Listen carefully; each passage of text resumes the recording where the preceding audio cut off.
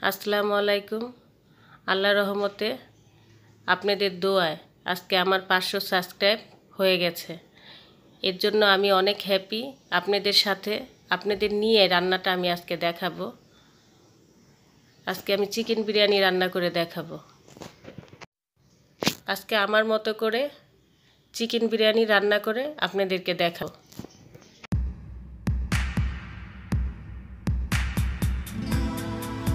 একটা পাত্রে আমি সরিষার তেল ঢেলে দিলাম পরিমাণ মতো।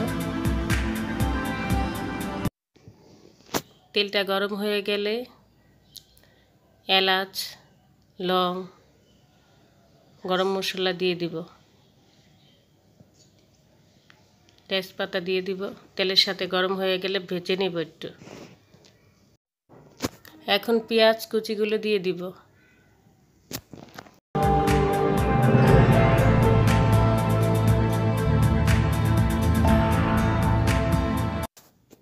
পেঁয়াজটা ভাজা হয়ে গেলে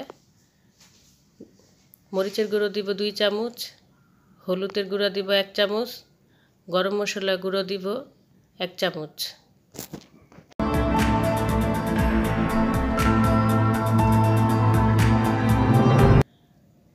আদা রসুন দিয়ে দিলাম 1 কাপ, টক দই দিয়ে দিব 1 কাপ। মশলাটা কষানোর জন্য 1 কাপ পরিমাণ পানি দিয়ে দিলাম, দিয়ে ভালো করে মশলাটা কষিয়ে নিব।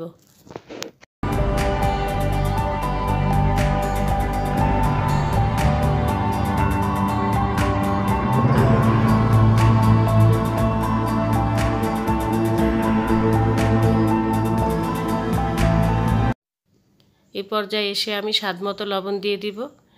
তারপর কিছুক্ষণের জন্য মশলাটা ভালোভাবে কষিয়ে নিব।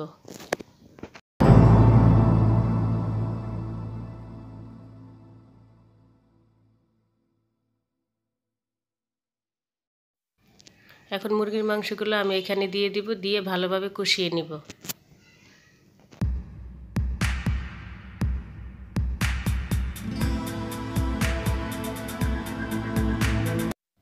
আলুগুলো আগে ভেজে রেখেছিলাম, সেই আলুগুলো এখন এটার সাথে দিয়ে দিব, দিয়ে কষিয়ে নিব।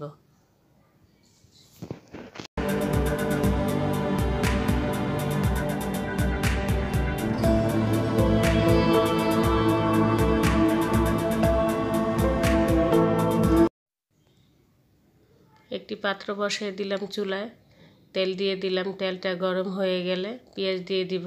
পেঁয়াজটা ভাজা হয়ে গেলে 1 কেজি চাল নিয়েছিলাম আমি 1 কেজি চিকেনের সাথে তেহারি রান্না করার জন্য। এটা ভেজে নিব ভালো করে।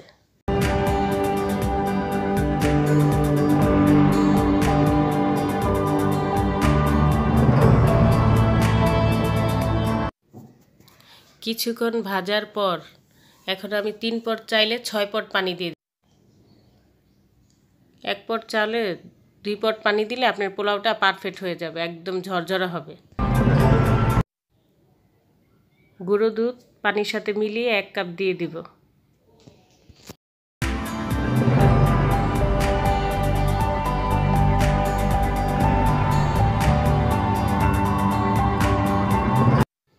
ভালোভাবে নেড়ে নিব। রান্না করা মাংসগুলো এটার সাথে দিয়ে দিব। মাংসগুলো ভালোভাবে চাউলের সাথে মিশিয়ে নিব।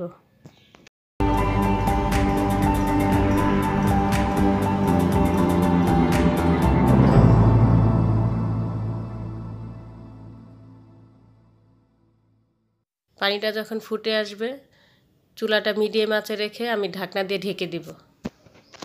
20 মিনিট পরে ঢাকনাটা উঠিয়ে নিব। উঠিয়ে এখন রাইসগুলো আমি ভালো করে নেড়ে নিব, নিয়ে কিছুক্ষণের জন্য দমে রেখে নামিয়ে ফেলব।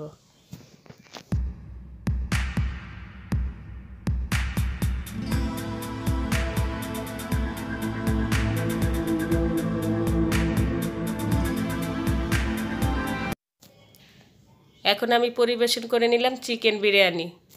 আমার রান্নাটা যদি ভালো লাগে তাহলে আমাকে লাইক, কমেন্ট, শেয়ার করতে ভুলবেন না।